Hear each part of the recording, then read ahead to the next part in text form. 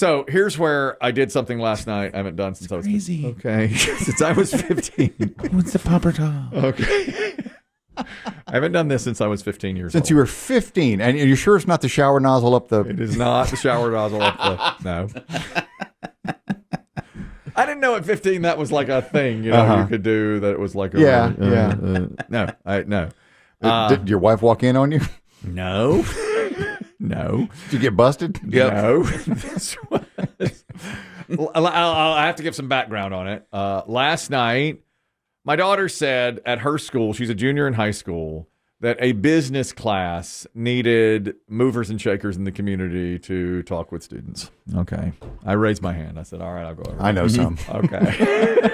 I was going to ask you if you could ask Mr. Demm what he was doing on Thursday. I said, I'll do it. And I went over there. So what it was a mix. You appeared at her school? I appeared at her school. It was a very interesting thing. I got an email from a business teacher. What they're trying to do is, and this was for seniors, it was not for her class, but she's in a different class with this teacher. And the teacher approached her and said, would your dad be part of this? I'm doing a seminar on dead careers. It's all about careers that are no longer viable. Things not to do. The big dead end seminar. Yeah, right. They called it the dead end.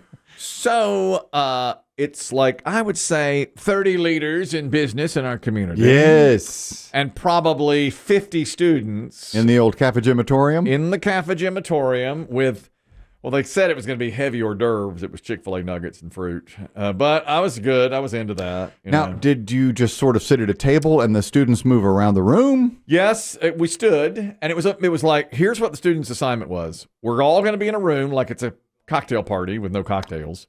And you have to go up. The students had to go up to people just wearing name tags. And, it had Chris Kelly and profession, radio DJ. Mm-hmm. And they had to come up and introduce themselves to us, chat with us about our careers, tell us what they were planning in the future. And it would make eye contact. It was really a good assignment. Make eye contact with all these business leaders and get contact information from me, like my email address or my phone number. And now in the next week, they have to follow up with me about what we talked about. Now, so I said, I felt a little uneasy because to a lot of high school girls, I said, do you want my number? By the end of it, I was saying, well, do you want my number? And they were like, yeah.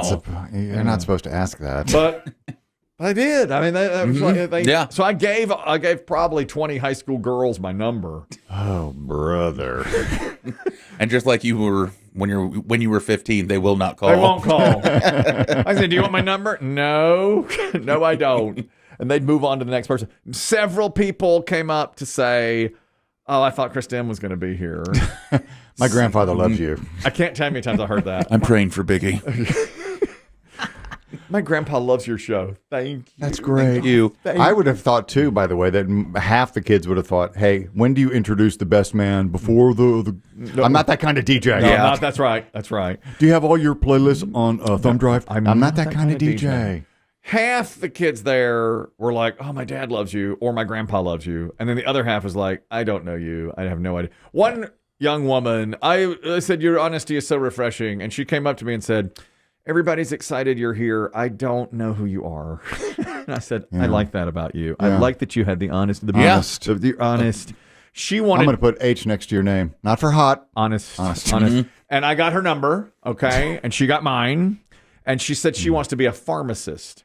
And she goes, it'll take me 6 years to get through college and be a pharmacist. And I said, I'm going to text you in 6 years and see how you did. Because I'll be looking for a second wife by then. And right now. And some. You're checking the boxes. And some ED drugs. Yeah. I'll need some Rogaine. I'll need some blood pressure meds. Whatever you can give me. Anything on the down low, anything on the sly you can give me would be really good. I hear you get a lot of samples in that world. Is that true? I said, you know what? Honesty. She goes, I don't have any idea who you are. I said, honesty. That's what makes us, That's what makes us. Did you interact with any of the other experts? Yes, a few.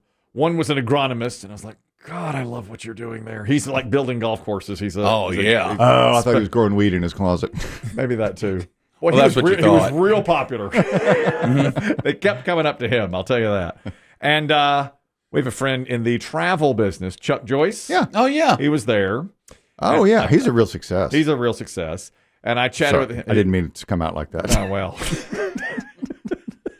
Once you talk about a successul business. He's good.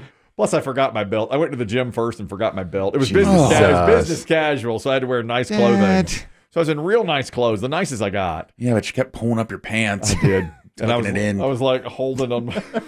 Like a homeless guy holding your pants with one hand. Hey, shake. I know. What's your major? I took all my stuff to the gym and took a shower. It was a last minute job. I was going to skip the gym, and then I remembered. I said, nah, I'm going to go. But that hibachi. Yeah, I said I got to go to the gym, work off some of this sushimi. And so, but I forgot my belt, so I was holding up my pants. But I was wearing the nicest clothes I had and a sport jacket, which is so rare for me. You know that. Yeah. So here's what I did for the first time since I was 15 years old. Set up for you. At the end of the evening, now we're there hour and 45 minutes, and it's winding down.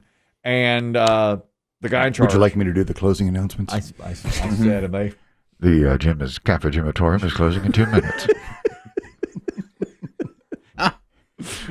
We went to the gym and had a big picture of all of us. You know, somebody took the principal took in front of all, and so it's all the business people. Might make it the yearbook. I might, yeah. Or I'm sure they have a website. Newsletter. Yeah.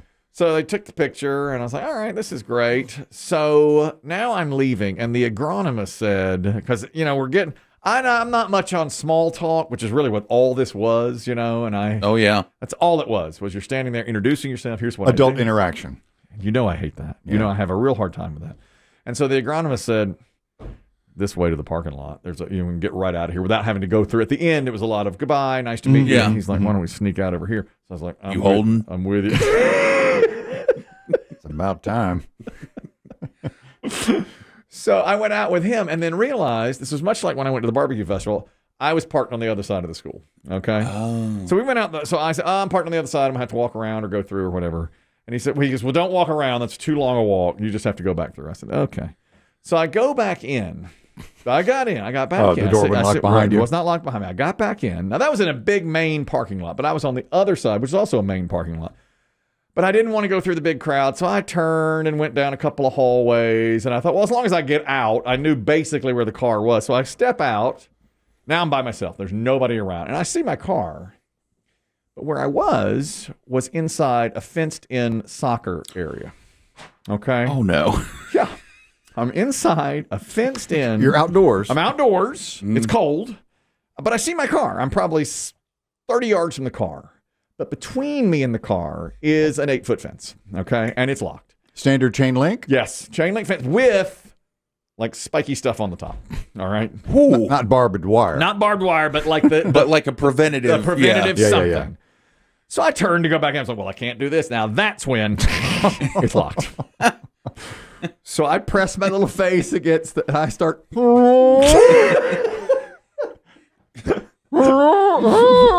It's me, the DJ.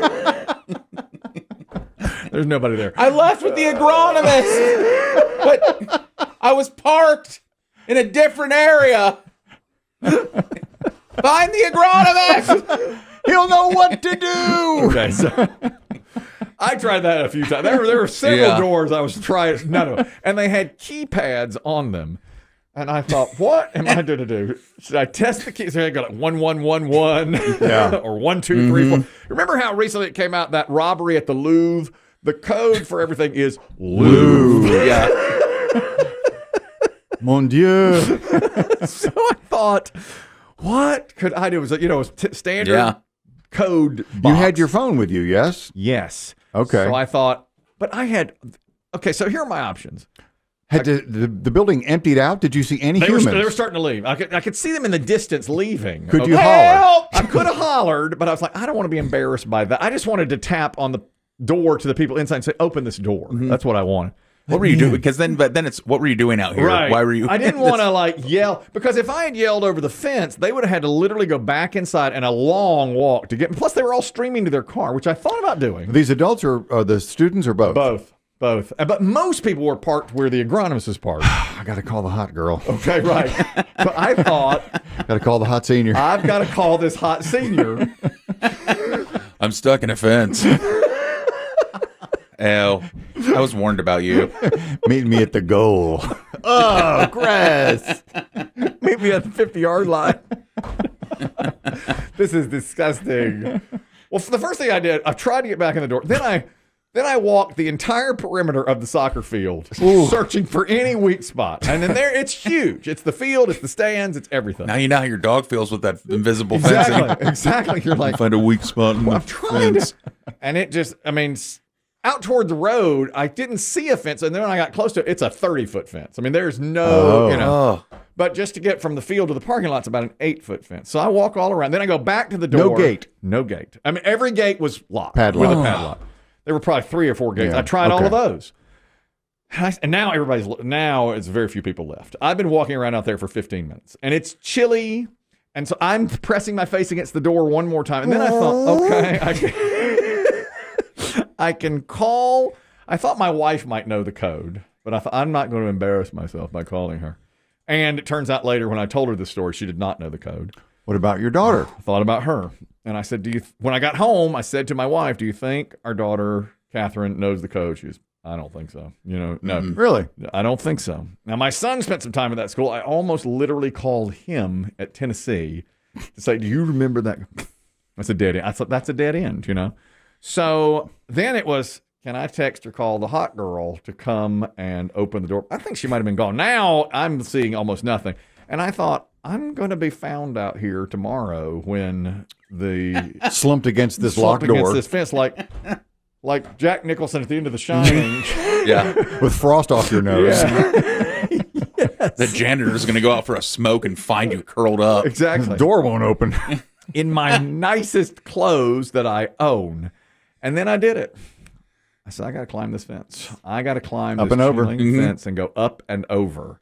And I'm in my nicest clothing. I'm in my gray pants. Oh, your slacks. My gray slacks. And what kind of shoes? Not like dress shoes. My Sundays. My Sunday shoes. Yeah. My blacks. And I've been all around that soccer field. And my nice sport jacket and everything. I've got my Hi, My Name Is sticker on there and everything. And I thought, I just got to do this. I thought this is going to take me 15 seconds. Did you throw your jacket over? Yes. And in loose pants. Threw my jacket in loose pants, and I thought, and I cannot rip these pants either. Or rip your dick off. Exactly. Nobody wants. That would be the end of this. Yeah, Chief will pull up. Company. Oh yeah. If they Chief pulls up, cops are puking everywhere. It's the worst thing I've ever seen, sir. Yeah, I barely got locked out. Tried to climb that fence. And just dig off. Ironically, it would be the most viral thing ever. Every radio show in America would be talking about you getting your junk ripped off on a chain link fence. Like, how? I said, this is good. I'm going to wind up. It's going to be so bad. Yeah, it's still hanging up there. Look, take your flashlight. Oh, God. The birds won't even eat it. Was it hard to start? Did you jump or did you? Because you got to get your footing. When you're a kid, your foot fits through the exactly. Yes, opening. My exactly. foot didn't fit. We're through adults. The hole. So at first, I tried just a random part of the fence and tried that with the foot in the hole. Couldn't. And do just it. climb. Couldn't do it. So I went. Then I tried back at the door and nobody was there. And now it's empty. Now I'm basically the last person left. Okay. So I went to the gate part and put my foot, wedged it between the pole and where the hinge is for the gate. Okay. So I could get my foot in there and really had to hoist myself up. And then I got up on top of it and looked down. I was like, oh, Jesus, this is a long... God. One leg on each side? Yeah, one leg on each side. And that chain link is pressing my scrot. Mm-hmm. And I was like, I got to do this. So I just closed my eyes, went over and landed and was okay. You didn't climb down? I didn't climb down. I jumped. Made the jump. I jumped down the 8 feet down, and it was, Lord. But I was over. Thank you, Jesus. Thank you. If anyone from that school is listening and has access to the security camera, oh yeah, you know there's video. You are on camera somewhere. We have got to get this footage. I went home and told my wife, and she goes, you're on camera doing this. You're walking all without around. a doubt, I yeah. was walking all around the soccer field, this shadowy... Loser breaks out of school. Awful. Let me tell you. There was an incident at the school last night. Oh, my God, no. Yes. It's not what you think. It's a lot easier when you're 15. I can tell you that. Oh, yeah. Jumping a fence. So that was not easy. I picture the two janitors watching you do this live like Five says he makes it.